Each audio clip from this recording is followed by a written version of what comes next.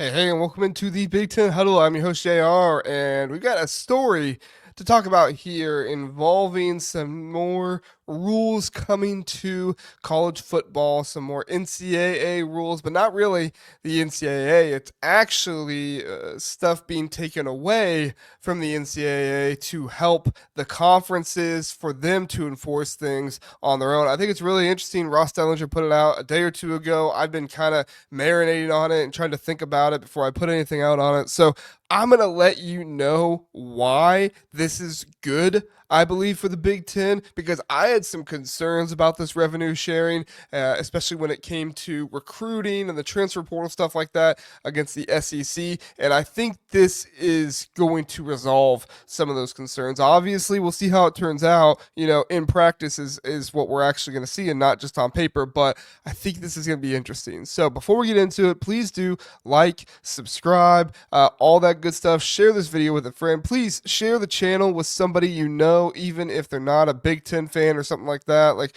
we're talking all different kinds of college football all the time. We're doing previews, we're doing recaps, we're also getting into certain subjects, getting into rankings, all different kinds of stuff. It's good content. I hope that you find worthwhile in your viewing experience, trying to learn more about college football, trying to have more discourse in college football. So if you like what we do here at the Big Ten Huddle, please do like and subscribe, and let me know if you feel like this is good for the Big Ten as well, or are you like, no, JR, you're kind of missing this. I don't think this is good for the Big Ten, or this isn't as good as you think it is. I'd love to get some of you guys' thoughts as well. So, essentially, what we have here is new rules being proposed for the conference, not so much new rules, rules around this revenue sharing that the conference would overlook and not so much the NCAA and that kind of stuff, right? If you followed college football for any amount of time, you know the NCAA is a pretty feckless, a pretty worthless group out there when it comes to enforcing rules in college football, at least lately, right? Maybe 10 years ago, 15 years ago, that wasn't true. They do a lot of different things, but at least lately, they do nothing about tampering. They do nothing about the possibility of like paying guys way more than they're actually worth. And not to say they're actually worth. You are worth what somebody is willing to pay you for.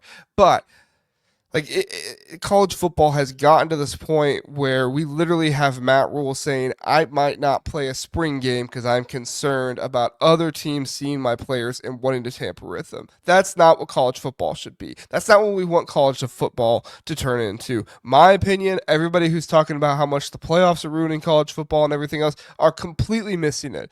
Everything that's going on right now on the financial side of college football, while it might seem okay on the surface, like, yeah, guys are getting paid and people are paying them for what they deserve, there's a whole lot of stuff that's going on behind the scenes that is not good for college football and, quite frankly, is not good for the players. A lot of people hear a story about a player and say, well, that player's dumb, or why is that player a jerk? Xavier Lucas is one of the biggest examples. People look at that story, especially Wisconsin and Big Ten fans look at that story and say, no, Xavier Lucas is terrible. But there's a lot of stuff that goes on behind the scenes that maybe would change our opinion. I'm not saying, it's definitely true, but it might change your opinion if you were to know some more stuff that's going on there behind the scenes. I'm not going to get into that story. I'm going to get into this report by Ross Dellinger. The proposed changes to the NCAA enforcement will, I believe, benefit the Big Ten by leveling the playing field, enforcing stricter penalties, and curbing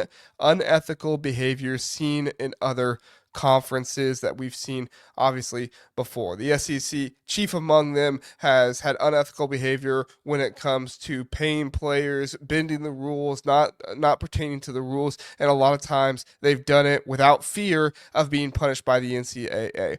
This power shift coming from the NCAA to conferences is huge. Now, I will admit, when this whole idea was proposed to me, like, oh, well, conferences are going to govern themselves, it made me worried, right? Because if you have a brand in your conference, let's say Michigan, Ohio State, Oregon, like if you have a team in your conference that in some ways carries your conference nationally. I'm not going to say completely, but in some ways can carry your conference nationally. If they do something wrong, it's not going to be within your best interest to say, get rid of, get rid of postseason opportunities for them or have postseason bans or anything. And those don't really work anyway because the people that are experiencing those penalties are not typically the ones who have actually committed the crimes based on how long it takes for the NCAA to typically work through many of these issues.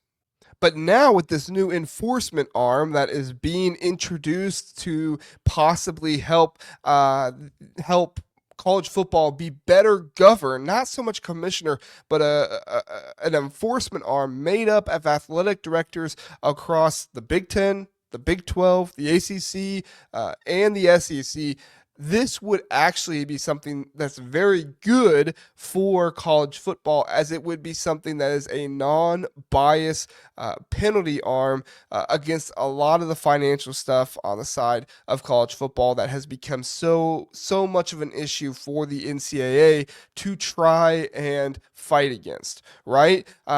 Some of the things that they are talking about that could possibly be penalties in situations in case a team does break a rule are actually things that could hurt a school, hurt a program for making those issues or wrongdoings or breaking the rules. The new rules give more control to Power Five conferences, allowing them to enforce NIL spending and implement a salary cap system for athletes. What this means is that if a player wants to, let's say, go to a car dealership and do a commercial for them, this enforcement arm is going to look at the situation and say, okay, here is fair market value for you doing this, right? It helps in both ways.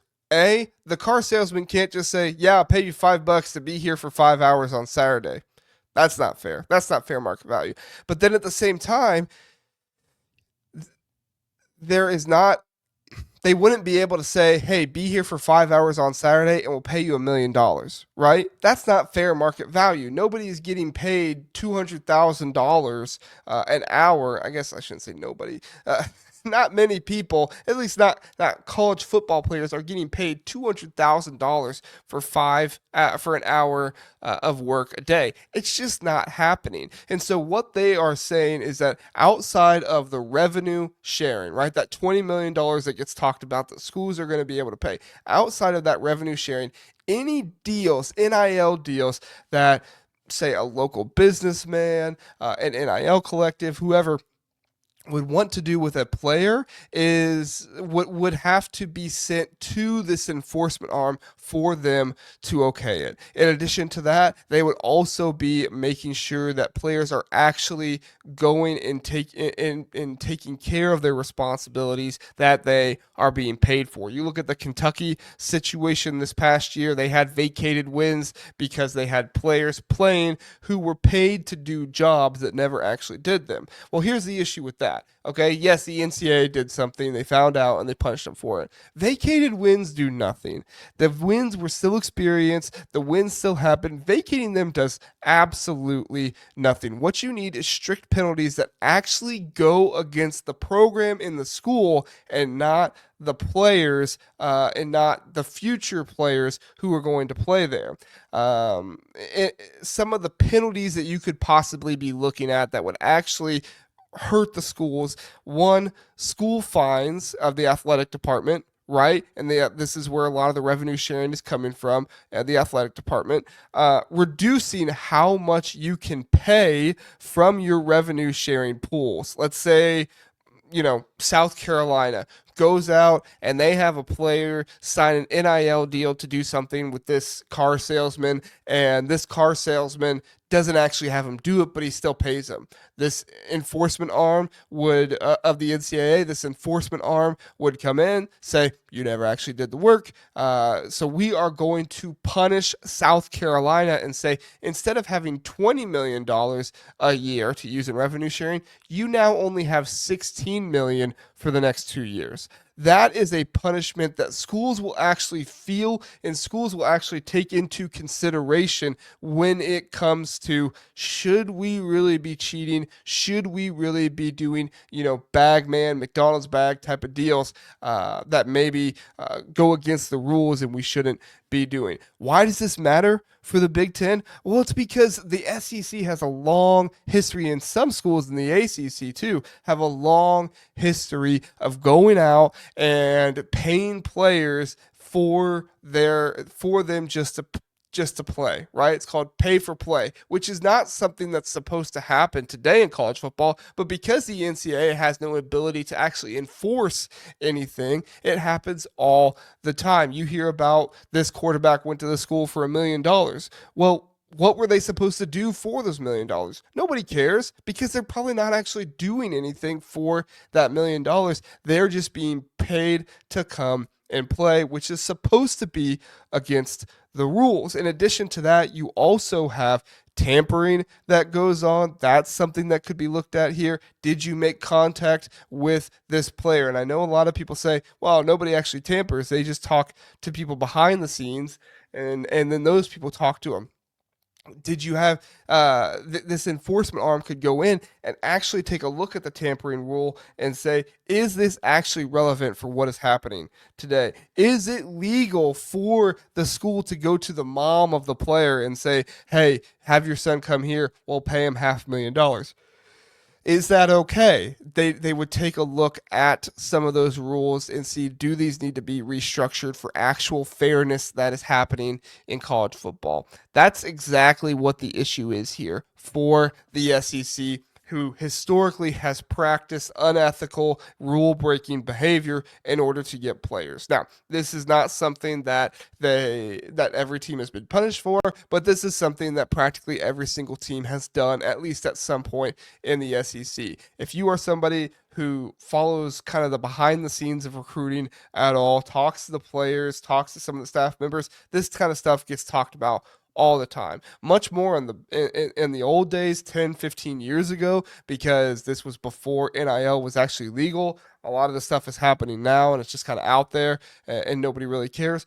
But if we went to this revenue sharing model, we could go back to what was before, the 10, 15 years ago, where guys are just paying them with the bag man, right? Giving them a McDonald's bag full of cash, because you only have a cap of how much you can use out of the revenue sharing. But you want to get another player. You want to pay him a little bit of extra money. Hey, come to school here. We got boosters that'll pay you under the table. That kind of stuff could happen and has happened in the SEC, and will happen again if there is not enforcement that is put in place. And when we say enforcement, we say somebody other than the NCAA. That's these athletic directors from all the different conferences, not just your conference looking after you, but all the different conferences, and then penalties that actually inhibit the school from doing what they're trying to do. Not punishing the players on the team years later, but actually punishing the school and saying,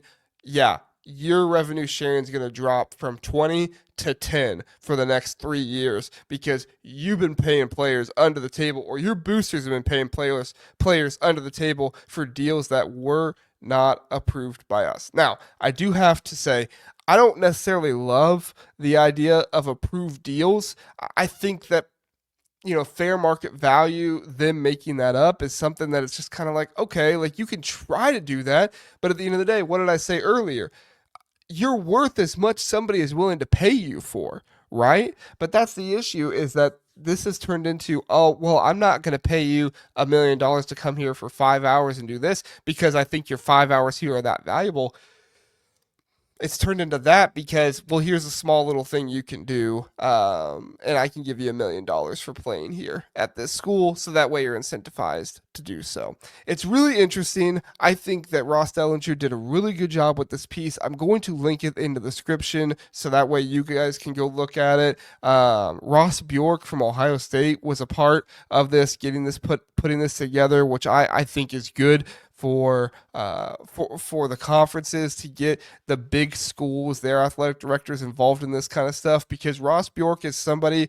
Ohio State tries to have a good compliance department, and I know there's thoughts out there about like, oh well, Ohio State was paying players and stuff like that. Maybe they were, maybe they weren't. Who knows? I think a lot more schools you would be surprised have paid for players than maybe people realize. But at the end of the day, Ohio State has had a pretty heavy compliance department in the past, and they have tried to play by the rules, at least in the area of coaching and stuff like that. This way, say Ohio State has been paying, I'm not saying they have, but say they have been, this is going to level things off for the schools like Minnesota, Washington, Iowa, who have the same amount of revenue sharing dollars as well. And it's going to make it better that everybody's playing on the same field. We're no longer playing Major League Baseball where the Yankees have $150 million whatever roster. I don't even know how much they make in the MLB, but I know that like in the MLB, you can have a roster of like a few million,